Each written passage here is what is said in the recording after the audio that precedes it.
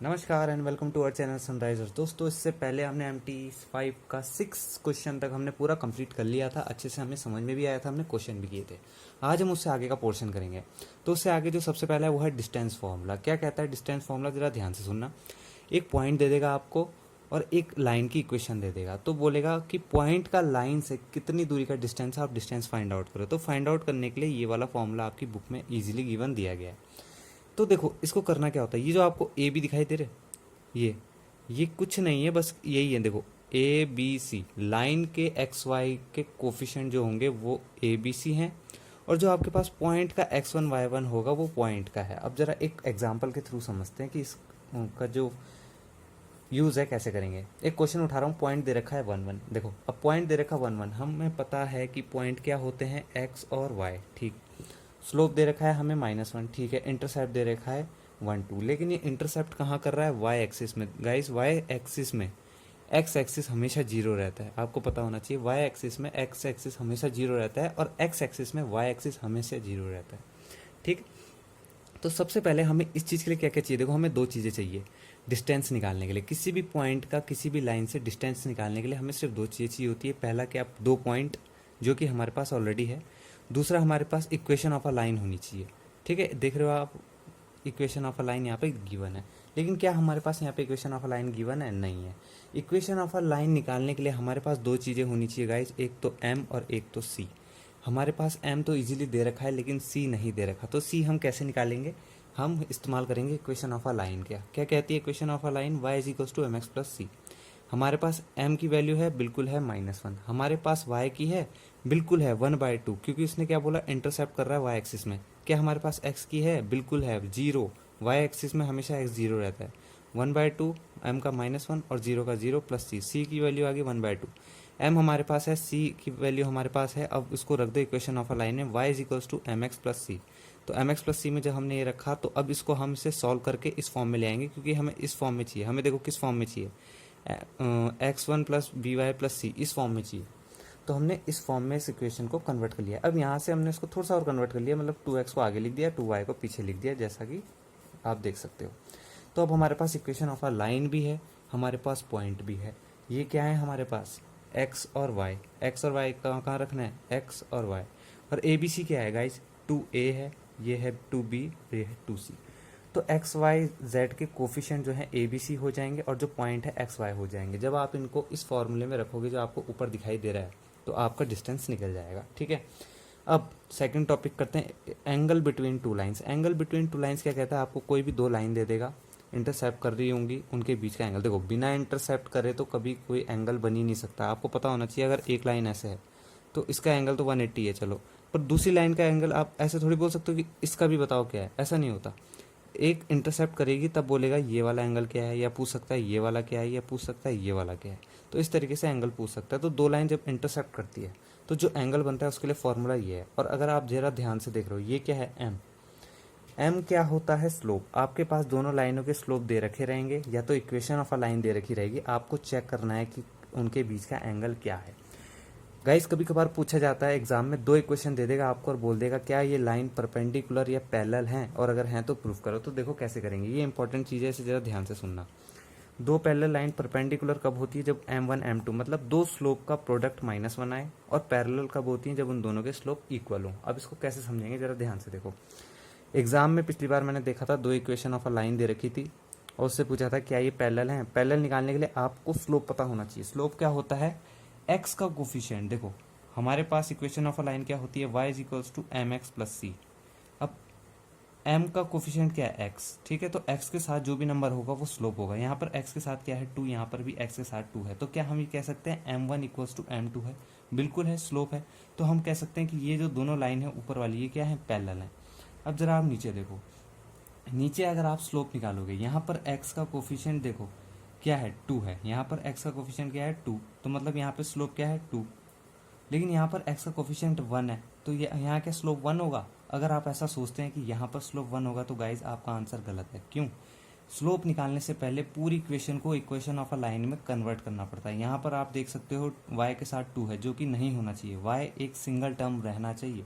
तो सबसे पहले हम क्या करेंगे, y को या पूरी इक्वेशन को हम 2 से डिवाइड कर देंगे, तो ये आ जाएगा y। ये हमारा एज इट इज ही रहेगा। और यहाँ बन जाएगा 5/2, और जो हमारा x है ये क्या बन जाएगा, ये बन जाएगा गाइज हमारा 1/2, 1/2 बन जाएगा। अब हम इसे इक्वेशन ऑफ अ लाइन में कन्वर्ट कर देंगे, y इधर रहेगा, बाकी सब उधर आ जाएंगे।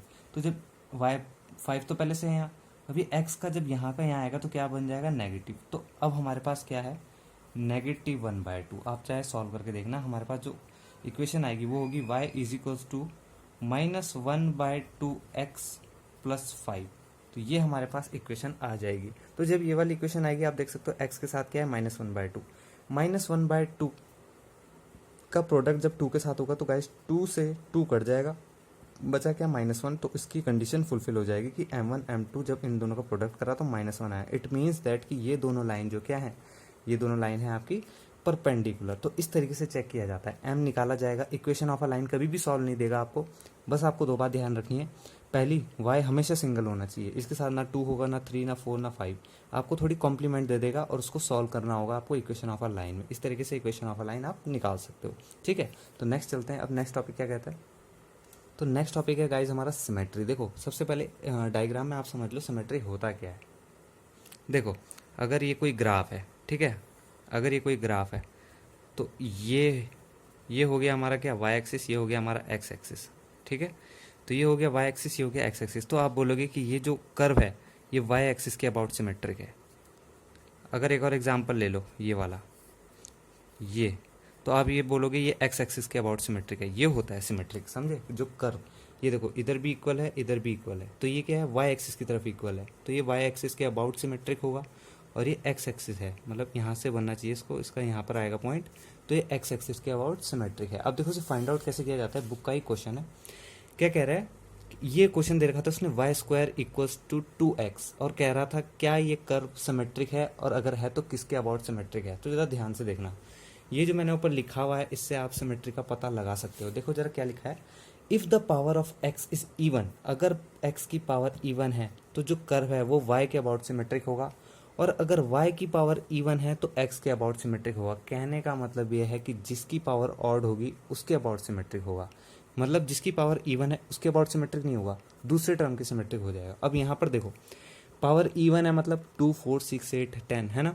अब यहाँ देखो y की पावर है 2 which is a even power, और x की पावर क्या है यहाँ पर 1, तो ये क्या है 1, एक ऑड नंबर। तो y की पावर इवन है, तो मैंने क्या कहा था, जब भी y की पावर इवन होगी तो कर्व जो है x के अबाउट सिमेट्रिक होगा।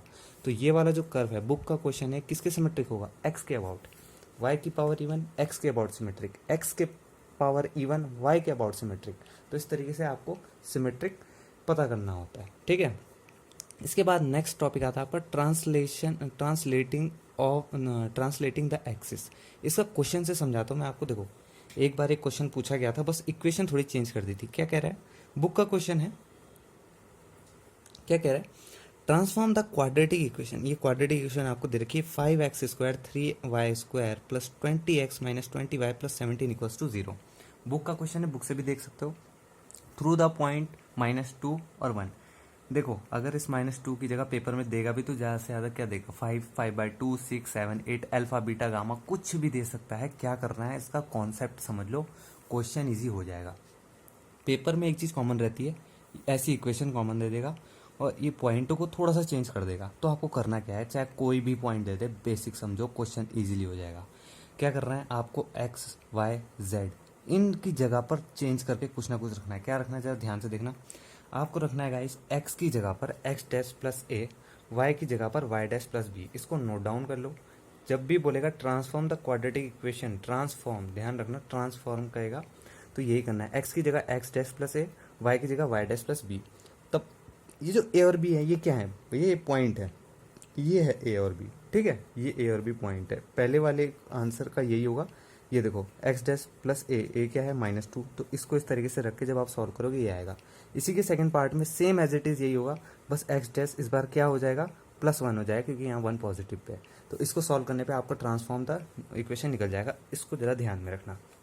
उसके बाद, उसके जस्ट बाद एक और टॉपिक था रोटेटिंग द एक्सिस, ठीक है। रोटेटिंग द एक्सिस बहुत इजी टॉपिक है, छोटा सा 1-2 क्वेश्चन कर लेना, इजीली समझ में आ जाएगा। बस ये चीज़ याद रखना, x' = x cos θ + y sin θ, y' = -x sin θ + y cos θ। ये दोनों चीज़ याद रखना, इजीली हो जाएगा। तो अभी तक हमने क्या किया, आपको मैंने एक क्वेश्चन बताया जिसमें डिस्टेंस एक पॉइंट का फ्रॉम अ लाइन से, उसके बाद मैंने आपको एंगल बिटवीन टू लाइन बताया, उसके बाद मैंने आपको ये बताया कि दो लाइन पैरेलल और परपेंडिकुलर कैसे होती है, उसके बाद मैंने आपको बताया सिमेट्री क्या होता है, उसके बाद मैंने आपको बताया ट्रांसलेटिंग द एक्सिस में आपको क्या चेंज करना है, और उसके बाद rotating of axis. Last topic देखते हैं।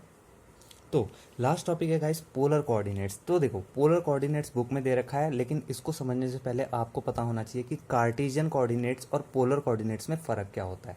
देखो कार्टेशियन जब भी प्रोडक्ट कोऑर्डिनेट्स जब भी बोलेगा कार्टेशियन कोऑर्डिनेट्स, तो एक्स और वाई का टर्म्स में यूज़ होता है। आपके पास एक्स और वाई की वैल्यू होगी, जैसे आपने कभी ग्राफ बनाया तो ग्राफ में जो भी बनता है कार्टेशियन प्रोडक्ट बनता है, 2 पॉइंट आपके पास होते हैं 2 4 3 7 5 8 जो भी हो, एक्स और वाई वो कार्टेशियन में बनता है। लेकिन अगर आप जरा देखो पोलर कोऑर्डिनेट्स, तो पोलर कोऑर्डिनेट्स होते हैं थीटा और आर। तो देखिए दोनों से एक दूसरे से कैसे लिंक्ड हैं, और क्वेश्चन आपके पास कैसा आ सकता है एग्जाम में। कभी कभार आता है कि कार्टेशियन प्रोडक्ट दे देता है, आपको बोलता है पोलर कोऑर्डिनेट निकालो, और कभी पोलर दे देता है तो कार्टेशियन निकालो। कैसे निकालेंगे जरा ध्यान से देखना। अगर पोलर से कार्टेशियन निकालने होंगे तो पोलर के गिवन देगा, क्या गिवन देगा, थीटा और आर। तो कैसे निकालेंगे, X R cos theta, theta की जगह आपको गिवन होगा, आर भी आपको गिवन होगा। और वाई कैसे निकालेंगे, आर साइन थीटा। तो इस तरीके से आप क्या निकाल सकते हो, कार्टेशियन, किससे, पोलर कोऑर्डिनेट से। और अगर आपके पास कार्टेशियन गिवन है और आपको बोल दे कि फाइंड पोलर कोऑर्डिनेट्स, तो आप कैसे करोगे, R equals to X square plus Y square, मतलब दोनों का स्क्वायर का अंडर रूट, और theta equals to tan inverse Y upon X. तो इस तरीके से आप पोलर कोऑर्डिनेट्स निकाल सकते हो कार्टेशियन से, और कार्टेशियन निकाल सकते हो पोलर से। तो ये कॉन्सेप्ट था। क्वेश्चन इसके थोड़े टिपिकल टाइप के आ सकते हैं जो आपको थोड़े समझना है, पर एक कॉन्सेप्ट याद रखना, एक्स और वाई, जब भी कार्टेशियन बोले पोलर कैसे निकालने हैं, पोलर बोले कार्टेशियन कैसे निकालने हैं, तो इस तरीके से याद रखना होता है। ठीक है, तो आज के लिए सिर्फ इतना ही, धन्यवाद।